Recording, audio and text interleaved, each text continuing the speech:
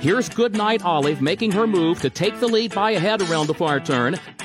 Race Kane has nearly 10 lengths to make up, so does Scooby Guando, verifying the leader. Top of the stretch, Cabot Trice is coming onto the outside. Up to the mark is running late behind Master of the Seas. Set piece down the center of the course. Master of the Seas alongside Annapolis. Here's Elusive Princess coming after Maj, and Mission of Joy tries to find room between that pair. Maj has the lead. Mission of Joy second, Elusive Princess third.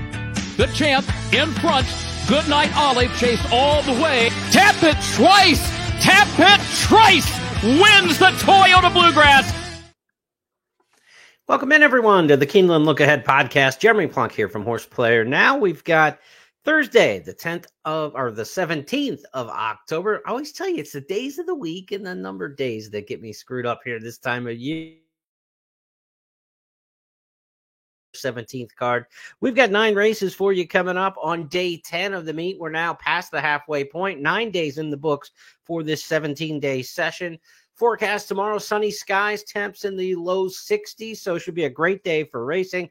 Fast track, firm turf course, expect good conditions for all of the racing coming up on Thursday. It'll be our second straight day without leading jockey Tyler Gaffalione. He sat out the first of a 2-day suspension today. We said we tried to get to the bottom of why he was out and not in the entries over the next 2 days due to a HISA strikes infraction. The number of times that you strike, whip a horse limited for a rider. He had an overage on that, if you will, and will be serving a 2-day suspension not only from Wednesday but also Thursday, according to his agent Matt Musicar. We were on with the Steve Bick on the At the Races Sirius XM program this morning when the question came up and we were talking about it. So Steve just texted the agent, Matt Musicar, and he said that's what it was for. So that's why we haven't seen Tyler Gaffalione today or again on Thursday. He'll be back riding on Friday. We'll see how that shakes out in the standings.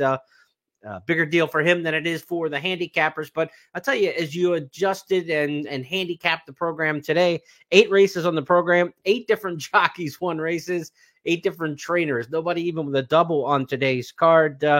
We did see 2 wins today, though, from trainers, 1 win each, but 2 wins of, I think, some significance, at least in terms of what we see in this meet. Kent Sweezy had another horse run well and win. His barn is going really well. And Brian Lynch had a winner today. He's had a very good meet. So Lynch and Sweezy, both their barns are going well here at the Fall 24 meet, and each had wins today. Again, 8 different trainers, 8 different jockeys on the program today. I want to address one of the elephants in the room on the racing program today. In the final race of the card, Luan Machado was clear and sailing home to win the nightcap and misjudged the finish line. It was a 1 1/8 maiden claiming race, an odd race. I think we said we've only had 15 of them on dirt at Keeneland over the years. Not using the 16th pole finish line, of course, at a 1 1/8, they go all the way to the regular wire. Machado stopped riding and past the 16th pole thinking the race was over, got nipped at the wire. A lot of gambling consequences to that, no doubt. He'll be fined for misjudging the finish line, and the stewards and the state authorities will take their role in that. Nothing beyond that to me. I mean, who knows, right? I mean, not to speculate about any other motive or nefarious nature of something like that. To me, that's speculation that you can't get into. I think with that is a guy who misjudged the finish line, just like somebody forgets what down it is in football and throws the ball out of bounds on 3rd down, or fails to stop the clock because they're not paying attention to the clock. To me, it was a in motion mistake from everything that I could see, and something that there'll be a fine for it for sure. And we'll see, what authorities do in that respect. But it did certainly change things up in terms of the payouts in the last race. The pick 6 would have been hit had his horse won. Nobody had the horse who ended up rallying and paying $40 in the pick 6. So that forced a carryover into today's card, or into Thursday's card. All right, let's get to races on Thursday. Not a whole lot to talk about, I don't think, necessarily on the track. Certainly not a lot to talk about in my handicapping. For the first time this meet, and I can't remember the last time it happened. I'm sure it happened probably once during the previous meet. I took the duck today, 0 for 8, no winners. One of our key plays, couple lengths clear in the stretch. The grandson of Lemons Forever, the Dallas Stewart runner. I thought we were home free 16th pole, and we got nailed at the wire there. That would have kind of bailed us out a little bit for what was otherwise a really, really bad day handicapping. So let's hopefully we can improve that here on the Thursday card. So let's get after it, shall we? Let's look at the big picture of the racing program coming up here. The snapshot of the card.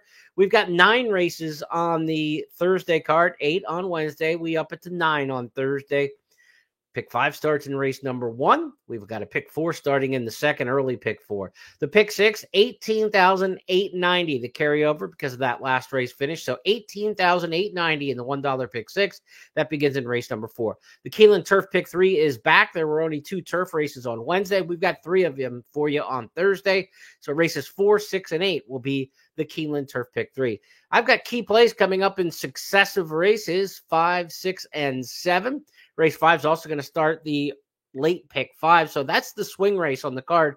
Race number 5's got everything coming into it and everything going out of it in terms of the pick 5s, opening pick 5 and late pick 5. Late pick 4 is going to start in race number 6 with one of our key plays, also a turf pick 3 race. And on through the card there, turf pick 3 wraps up with the 8th. 9th and final, Toyota Super High 5, a $5,297 carryover. Going into that wager, challenge you to pick the top 5 in order. Let's go to the handicapping here from the Keeneland Handicapper Selectors box. We've got 5 handicappers across the way.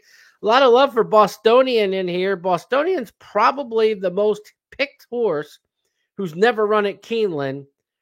Finally running at Keeneland. He scratched 3 or 4 times, it seems like, during the spring meet, during the 2-year-old baby races. We all thought Bostonian was like a short price favorite and winner 2 or 3 times at least during the meet. He may have scratched 3, maybe 3 or 4. Definitely multiple scratches during the spring meet. He's finally going to get to Keeneland. He's run twice in his career. He won the debut at Churchill in June, came back in September at Finger Lakes in a New York bred stakes. He's a New York bred for Wesley Ward, won that stakes race. Now he fits nicely into a starter allowance 50 because he ran in those restricted races previously and a state bred race that didn't qualify either. So Bostonian, a nice fit in here, certainly in terms of the conditions. I thought the one Blake James deserved a little bit of love in here, though. It was a good effort last time at Churchill. Big gap to the 3rd horse, big gap to the 4th horse in that race. Blake James won for a maiden 30. Zabel, the runner-up, was 4.5 clear. 3rd place finisher was 7.25 clear. 110 flat. Good time. Corey Lanery with the win today on the card. You know Corey Lanery coming up the fence, what that's all about. I think Blake James has got a chance to rally here. The only knock with Bostonian is I don't know if it's if he's a 7 furlong horse. By Bernardini, you would certainly think so, but the damn side pedigree's Forest Wildcat. And again, this horse has just been dashing to this point. So with the extra distance, I'm thinking maybe Blake James can rally and get this one. Also, the 7 in here, D-Book at a nice price. Good closing finish for trainer John Ortiz. We expect Ortiz to have a good week here at Keeneland during week 3. He had one today on the lead who didn't hold it. A little disappointing in that effort. But Ortiz has had 4 winners during week 3 of the fall meets here at Keeneland over the past 3 years. He's got horses usually ready to go here later in the meet. So D-Book is one I'll give some consideration to. 173 for me. As you look at the other handicappers, a lot of love in here for Bostonian. Would not be surprised if Bostonian's too good for these, but at 7 furlongs, I think it's worth taking a little shot. And speed just did not carry and get home easily today at a very fair racetrack. Some horses who had leads were not able to hold them. Let's go from race number 1, which kicks off the early pick 5. I'd use all 3 in the pick 5, 1, 7, and 3. Go 3 deep here, starting the pick 5. To race number 2, second on the card, starts the early pick 4. These are maiden claimers going 1 mile and a 16th in this race. Maiden claiming routers in this particular spot. Number 1, Colonial Rose takes the big class drop in here for Brad Cox. He's got a strong win percentage here at Keeneland when he drops the horses into the maiden claimers. Overall, he wins 31% in maiden claimers. And in 1 mile and a 16th races, when he's got the favorite at Keeneland, he wins over 40% of the time. Can't imagine Colonial Rose will not be the favorite on the class drop. 7-5 in Nick Tamaro's morning line. Looks like a short price favorite, probably a single in here. A couple other handicappers, though, are going to try to beat this one. Tom Leach is going with the 5, Vibe Check. Also some love in here. Gabby's got the 4, Playmaker. And Kim Nelson going with the 8, Cat Symphony. So not everybody defaulting in here to the class-dropping Brad Cox trainee, but I thought was a logical winner in here. Cat Symphony of the 8 for a Vicky Oliver barn. It's already had 2 big winners at the meet at nice prices. Cat Symphony's 20-1 in the morning line. Kim Nelson taking that one on top. Maybe a shot for a good exacta or a trifecta play. 1-8 all, 1 all 8. If you like the 8 to win, certainly you could go that route. But to me, I think Colonial Rose will get the victory here. Inside speed and second start off the layoff, sprint the route. A lot of good form cycle angles, and that class drop should just be enough. So give me Colonial Rose, but I'm going to use the 8 Cat Symphony in the second and third spots and look at some potential, tries, supers, that sort of thing like that in race number 2. We'll keep it right here and go to the third race on the card, 6.5 furlongs here. Starter Allowance Company. This is a race where the 3 Wailua is 6-5 in the morning line. Safi Joseph trains. This one just doesn't have much good gate action. This horse gets out of the gate very poorly. 6.5 furlongs will give him a little bit more, give her a little more chance to make up some of that ground. She's a 3-year-old against older fillies, but Wailua to me at 6-5 in the morning line looks a little too short to take on top. I wanted to try to find something to beat that runner while respecting the chances. I ended up going with the 5 in here, a little gin in class, much more early speed. This horse is consistently out of the gate 1, 2, 3, and consistently at the finish. This horse has been in the exact 6 of the last 7 starts. I mean, really rarely runs a bad race. So give me a little gin in class. I know what I'm getting out of that runner. What I don't know about with Wailua is how this horse is going to get out of the gate. A lot of trouble in the past getting out of the starting gate. Flavian Pratt will do his best. He's the 4th different rider in 5 races to take a crack at it. Everybody else has had trouble getting this one out of the gate as well. A lot of runners around them here in a fair field size of 9. So I've got the 5 in here on top over the 3 and the 1. I think the 5 is just going to be what I'm going to lay into in this particular spot. 1's got a decent shot, and here comes out of a fast race, 109 and change. You could go 3 deep in here again, and I wouldn't make a big argument with you. 5, 3, and 1, the way I would try to get through this. And if you look across the columns there, it's 1, 3, and 5 is the top choices really for everybody. So that's the way it lines up. 5, 3, 1, race number 3. Let's move on now to the 4th race on the Thursday card at Keeneland. Pick 6 starts in this race. Also, the first leg of the Keeneland Turf Pick 3. $1 Pick 6 at Keeneland. $18,890 in the carryover. As far as the Turf Pick 3, $3 minimum on that one. Turf Pick 3 today will be on races 4, 6, and 8. Let's get started with the 4th race. It's a race where we're all in agreement on this one. Everybody's in, pushing their chips forward for number 3, Justifiable Bell. Boy, she's been so good in her recent outings. 3 starts this year, 2 wins and a second-place finish. She's only got 1 recent outing, that being in September, but she was good here in the spring, winning a turf mile for trainer Ian Wilkes. Luis Saez takes the call. He rode her throughout the course of these 3 races this year. By Justify, a horse whose offspring do very well on the turf here at Keeneland. A lot of reason, great post position here. Good running style. You got to figure the 2 Lucky Speech is going to go out of there. Justifiable Bell won't be too far off the pace. There's not a lot of speed in the 1, the 4, the 5, the 6. Not a lot of other speed in the race, really. So you think Justifiable Bell might sit 2nd or 3rd here and get a real quality trip right outside of number 2 Lucky Speech with a chance to go by that one. So Justifiable Bell, reasonable favorite in here to key on top. The 11 Join the Dance for me is my second choice, and this is a horse Scott's got in there and Kim as well. 15-1 in the morning line. Join the Dance, didn't run a great race last time at Kentucky Downs, but a prior form was good in the spring and into the summer. Stakes company at Horseshoe Indianapolis. Some horses just don't like it at Kentucky Downs, and you can draw a line through it. I would expect Join the Dance to bounce back here over the course at Keeneland. Runs pretty well in some top-of-the-ground type turf courses. Doesn't like it super soft. And the fact that we've had, such warm conditions and dry conditions for the most part, this is a top-of-the-ground turf course, and Join the Dance should like this kind of footing. So I've got it 3-11 and almost a little defensive with the 7. Nanda Dia. I don't have a lot of information to give you that you don't see in the past performances, but it's an Argentine mare who hasn't run since December of last year. Nacho Correas gets a lot of these South Americans. Some of them hit it out of the park. Some of them just don't match up here in the States. I don't know which way to go with her. Not enough in the workouts to make me think that she's definitely got a big game to show. He does go to Jose Ortiz to ride. They team up frequently.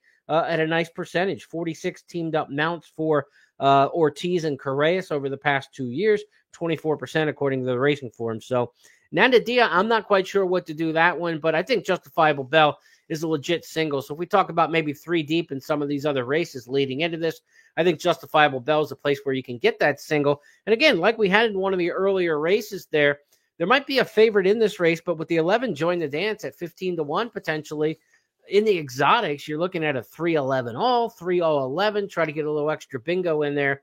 Justifiable Bell on top, but join the dance, the key to the exotics for me in race number 4, and some of the other handicappers are on that one as well, the 11. So let's see how it shakes out. Justifiable Bell, one of the rare 5 for 5s all the way across. Everybody picking that one on top.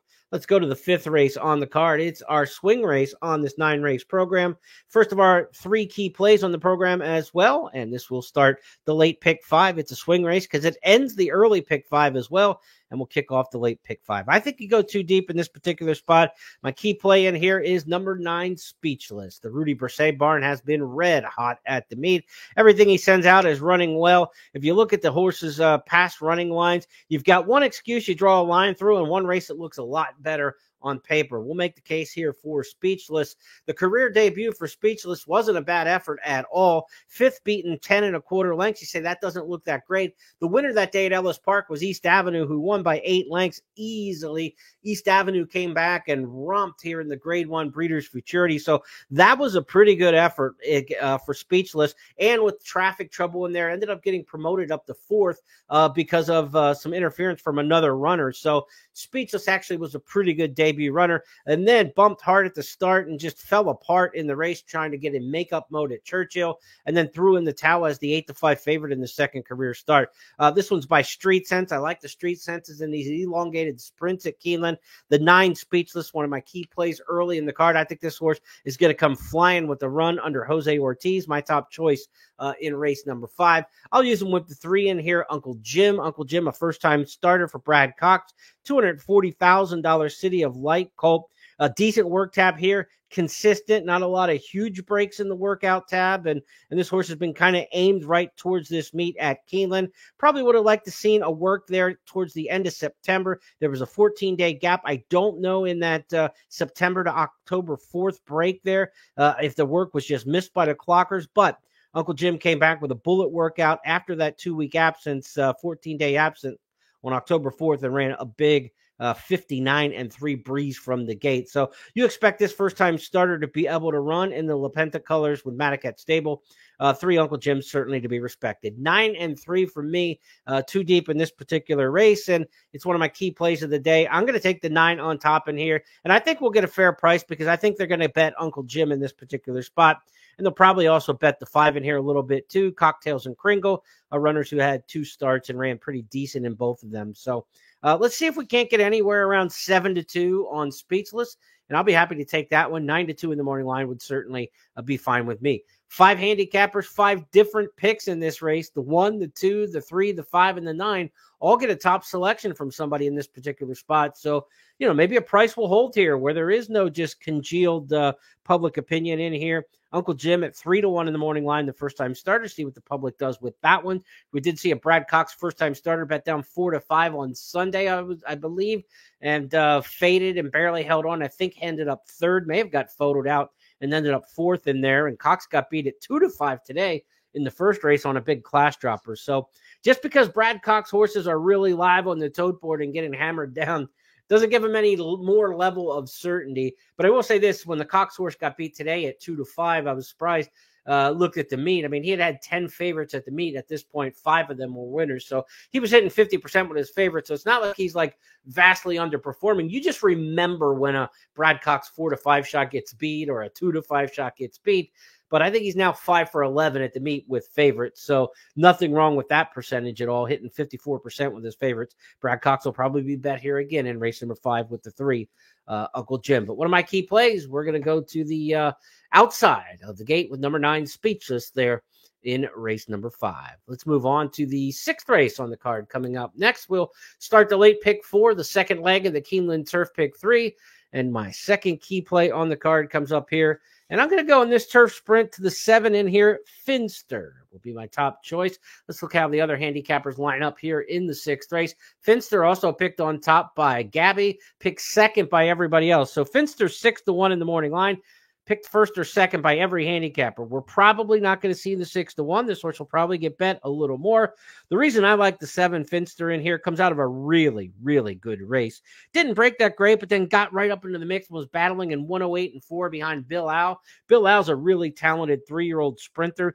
This horse comes out of a strong race. I think Bill Au has stakes caliber quality. And to run that race, only getting beat 3 lengths with a little bit of trouble in there, was between horses the whole way. And that's the worst trip to have. You know, when 3 horses are battling, you don't want to be the one in the middle. They rarely pull it out.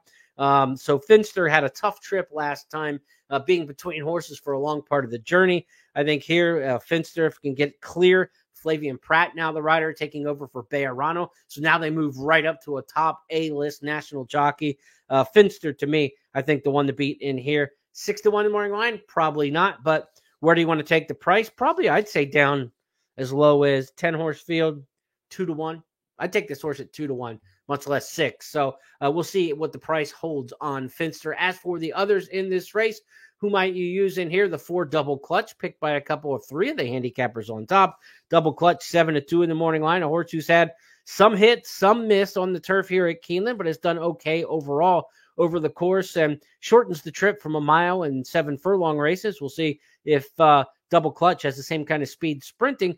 Turf sprints at Keeneland has been coming from more off the pace, showed some more speed going longer in his more recent starts. We'll see where Double Clutch fits in this field. I've got that one picked 4th. 7-1-6-4, the way I've got it lined up here in race number 6. Love the 7 horse in here. Finster, my top play of the day in the 6th race. We move on now to race number 7 on this 9-race Thursday card. This is a chance, I think, maybe where we could get an upset. I've got my 3rd key play on the card. 1 mile and an 1/8, a Lounce race, and we're going to go to another pedigree type play. We talked about these 1 mile and an 1/8 allowance races, how I think pedigree comes more into play the farther they go. So at 9 furlongs on the main track, I'm looking for a good pedigree in one of these allowance races. Not the maiden claimers when they go 1 mile and an 1/8. Those horses kind of establish that they have poor form. But these are good allowance horses. And I think the 7 in here, Ariana's Pearl, is a Curlin filly who's going to love the extra distance, and she's run well over the track here. Had one start over the track here at Keeneland last year and didn't run that bad against Intricate, who went on to be a major graded stakes filly. So that was a decent race. She faded to be 5th in that one, but in a 10-horse field chasing a future stakes star, I thought it was a decent race for Ariana's Pearl. And again, I love the Curlin in the pedigree here, trying to get some distance. 20-1 on the morning line. Anybody else have any love for the 7 in here? Let's check across the way in race number 7. Ariana's Pearl, the only pick here, is on our end of the ledger. So we are on the island, and I think we're going to get a nice price. Christian Torres has had a bad meet. He is a good jockey having a bad meet. If you follow Oaklawn, top rider at Oaklawn, I saw him at Remington a couple years ago and said, this guy's going to be leading jockey at Oaklawn. He turned out to be so. He's ridden well in Kentucky, but he is not having a good meet right now at 1 for 30. But Ariana's Pearl, I think, is one that could get him the victory here at 1 mile and an 1/8. Certainly got some love in here for the 1 Chilled. Chilled's a horse who has a race over the track that was a decent 3rd last year to Sidamaro and Just Basking, 2 next out winners. So also came out of a key race here in the 1 start locally at Keeneland during the 24 season. And then last time out comes off the turf, rallied at Kentucky Downs at 1 mile and a 5/16 last out. Certainly the 1 mile and an 1/8 will not be any issue for this horse, even though the pedigree doesn't scream for it. The running lines here do suggest this horse will handle the trip. Chilled to be respected. The 9 Union Miss by Union Rags out of a Quiet American mare. Plenty of distance pedigree here. Should have no problem over the 1 mile and an 1/8. The only thing is it took 10 tries to break the maiden. Well, this one just kind of wheeled right back after the nibbler broke out last time. Blinkers on last time. So if you're trying to find a reason, well, why'd she finally win when she couldn't do it in the first 9 starts? The addition of blinkers put her immediately in the winner's circle. Would not be surprised if the 9 runs well in this particular spot. And then the 2, Penure, is a Rudy Brisset trainee who you have to respect on form, but I think this race is a little too far are for the 2. Some other handicappers disagree with me in here. Gabby's got the 2 picked on top.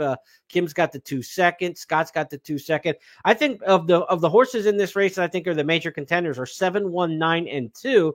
The 2 is the one I like the least for the distance. But you do have Flavien Prat. You do have Rudy Brisset, whose horses are all running through the bridle right now. Would not be a huge shock if this horse goes a little farther than I think. But I just think this race is a little too much in distance, and somebody will nip this horse on the finish. Union Miss, a candidate to do that. Chilled, a candidate to do that. And the one I think who will do it is Ariana's Pearl. So I'm going with the 7 in here. Nice price. Final leg of that's not in the Keeneland Turf Pick 3. This race on the dirt, of course, Keeneland Turf Pick 3 is going to wrap up, though, next in race number 8. So let's head there next. That's where we'll go for 8th race on the card, a mile and a 16th on the turf. This is a 3rd level allowance, so horses who have not won 3 races other than maiden, claiming, or starter. You cannot have won 3 allowance or stakes races, essentially, the conditions to compete in here. Saffron Moon for Chad Brown, the top choice in here for me. Saffron Moon, the 4, also the top pick for Kim Nelson, and picked second by all the other handicappers. You expect this horse to take play. Saffron Moon has not run since last November, though. It is a long layoff. Last time we saw this horse ran second in the Cardinal Handicap at Churchill behind an insane performance by Star Fortress, which was never repeated again, by the way. But Star Fortress was a maniac that day on the course. She ran off the screen in the Cardinal Stakes. The races prior to that, though, Saffron Moon won here during the fall meet at Keeneland and also in the spring meet of 22. This is a 5-year-old, been around a while, but only 8 career starts. This horse fired really fresh. If you look at that race, April of 22 in the past performances, had not run since October, came back here at Keeneland and ran off by 8 lengths. That's when you're trying to figure out whether or not a horse is going to fire off a layoff. The best thing to look at is past layoffs. Has the horse run well in the past? Use their own form to be the guide. Then secondary would be the trainer. What are the trainer stats off a layoff with this kind of horse? And you've got Chad Brown, who does exceptionally well off any length of layoff. So I would expect Saffron Moon to be ready to go in this particular one. 4 horse, my top choice in the 8th race. Who do we have underneath? We're going to look at the 11 in here, Aussie Girl. Will Walden's got this one second time in the U.S. Came in the Kentucky Downs Ladies Turf Sprint at 6.5 in the first race stateside, but I think the additional distance to a mile and 16th is going to help this one out here. European sprinter, but I think this horse with Galileo on the damn side of the pedigree. I know the top of the pedigree, Star Spangled Banner and Chazoir, were sprinters, but the damn side of this pedigree is Route with Galileo. I think the stretch out will do Aussie Girl some good with Irad Ortiz aboard. 4-11 top choices in here. And also, you'd be remiss not to consider Cherie DeVoe with everything she puts on the track. They're all running at this meet. It seems like she's got 4 winners already at the stand. Blissful off since the Saratoga break. Since August, comes back firing fresh. Has run decently at Keeneland here in the spring. Ran a good 3rd, went up on the pace the whole way. I don't think Blissful's going to be on the pace here, though. Jose Ortiz will probably sit some. There's not a ton of speed in this race, but I don't see any reason to go barrel into the front in here. The 12's probably going to show some pace in here. She's looking lucky from the outside. I think that horse is almost going to have to go from that post position. So I would expect the 12 to set the tempo in here. So, if you're worried about the horse getting caught up into the pace again, Blissful, like it happened here in the spring, I think this horse is going to sit in this race. Might get a beautiful trip sitting 2nd or 3rd, but won't be too far off of it. The 1's got some pace in here coming out of sprint races from Mike Matz.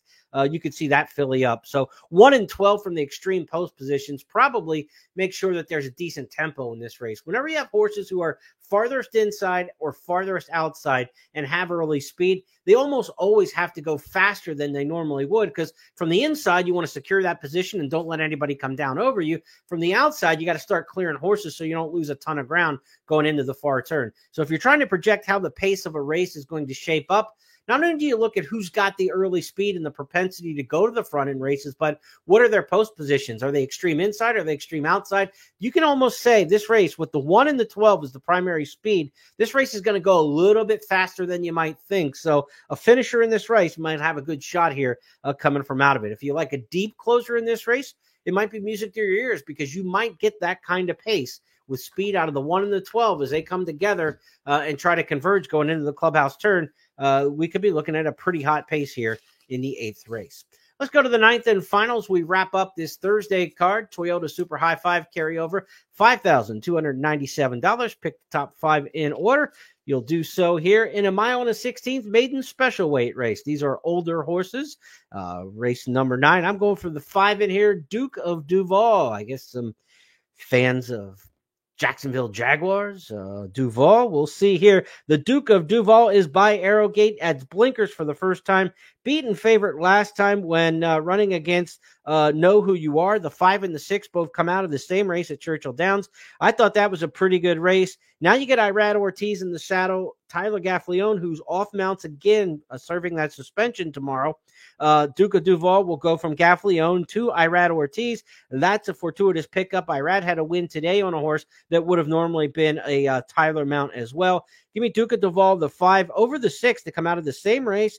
They're not that far apart from each other in here, and Know Who You Are is 15-1 in the morning line. So 9-2 and 15-1, some nice prices there amongst the top 2. The 12 Bourbon Society is going to have to overcome the outside post with the short run to the first turn. Does have a good run over the track here at Keeneland, but was showing speed in that one. And the best races for this horse, Bourbon Society, is when the horse can get up into the pace. Last time wasn't able to do so, got hung wide the whole way, ended up 6 wide at the top of the stretch. If that same trip happens again for Bourbon Society, probably not going to be any better than last time. 4th, beaten 5 lengths or so. But in this case, if this horse can get out and get into the mix like he did at Keeneland back in April, then maybe we're not so wide on the turns. There's not a lot of speed just to the inside, the 11, the 10, the 9, 8, 7. I mean, you're kind of going through here, and you got to get down to the inside until you find some horses who really have much pace to them at all. And they're not even really in a lot of existence in here. There's not much speed. So the 12 Bourbon Society probably won't get hung that wide on the first turn. It looks like a bad post position for that running style, but when you look at the rest of the horses in this race, this horse probably isn't going to be that wide if Francisco Arrieta wants to go coming out of there. He's got every option to with Bourbon Society. As for the other handicappers across the way, the 3 Tennessee Lamb picked on top by a couple. Raffaroo picked on top by Scott. Raffaroo coming out of the King's Plate, the big race for Canadian-bred horses at Woodbine. Well, that one will be trying the dirt for the first time by Hard Spun, who's had a good meet as a sire on the turf here at Keeneland. This race, of course, on the main track. The other one, Tennessee Lamb, whom I don't have in my tops. This is an interesting one. Let's talk Tennessee Lamb real quick. We're kind of fast on the podcast tonight. We didn't have a long review of the card today, and no sound from Tom and such with no stakes races. So one of the reasons I don't have Tennessee Lamb in here, and I just want to get on this little tangent here because it's not a knock on this particular horse or situation, but more something you could apply anywhere. Tennessee Lamb got a massive speed figure last time, 84. And when you look at the rest of the horses in this race, you say, why are you not coming back with the buyer figure of 84? That race was a 1.25 miles at Churchill Downs. There aren't many 1.25 miles races at Churchill Downs. You know one of them, of course, on the first Saturday of May. But anytime, I don't care what speed figure you're talking about, whose product it is, whether it's computer generated, whether it's man-made like a buyer figure, sample size is so important in creating these figures, and pars and everything that goes into making them is about data. And there just aren't that many races. So it's a fluke distance for any figure maker to try to make that figure. So they were running fast times during the Churchill meet. I don't think that, I mean, this horse is consistently running 66, 67 kind of buyers. Now it jumps all the way up to 84 in a 1.25 miles. I don't trust the numbers. So at 3-1 in the morning line, Tennessee Lamb might be the best horse. But let's just say that last race never happened. The previous form for this horse is probably, 8-1, 10-1. So I'm not going to jump in because of the big figure in the last race at a fluky distance like a 1.25 miles. This is a more structured 1.16 mile race. We've seen tons of these. The 3 may be okay and might be the best horse in this race, but I think you're going to get a shorter price than you deserve because of that big figure. So you're not going to get the real value, even if Tennessee Lamb wins this particular race, because of the fluky nature of that speed figure. It happens a lot in quarter horse racing, and that's really where I picked up on it. Used to be a chart caller and handicapper at Remington Park in Oklahoma City and did a lot of quarter horses. They had a speed index rating. And anytime you ran like an odd distance or a track that didn't have that many races, a newer track or a newer meet, the speed indexes and the speed figures would get thrown way off, you know. But if it was the traditional distance that you've seen run hundreds of times, then the figures are a lot more reliable. So I just don't think that figure is super reliable. And at the number that it is and the price that it'll drive down, that's why I did not use Tennessee Lamb in here, because I think the horse is going to be undervalued. But could be the best horse in the race. We'll find out. If you're right, you'll be right, but I don't think you're going to get paid as much as you should, even in doing so. So for me, I'm going to toss Tennessee Lamb in the last race for that little handicapping nugget. Okay, that's going to wrap up tonight's card. Again, day 10 of the meet on Thursday. Sunny skies, 61 degrees in the forecast. Should be fast and firm. Couple carryovers, almost 19,000 in the pick six, and just over 5,200, almost 5,300 in the Toyota Super High Five in the final race on the card. We will be back on Thursday night to preview the Friday program. We'll get handicapping on Friday and get all the stats and trends updated and put onto the website. Be sure to check out my blogs at Keeneland.com in the Expert Handicappers section. And also be sure to check out the consensus grid picks of all our handicappers that you see here on the podcast.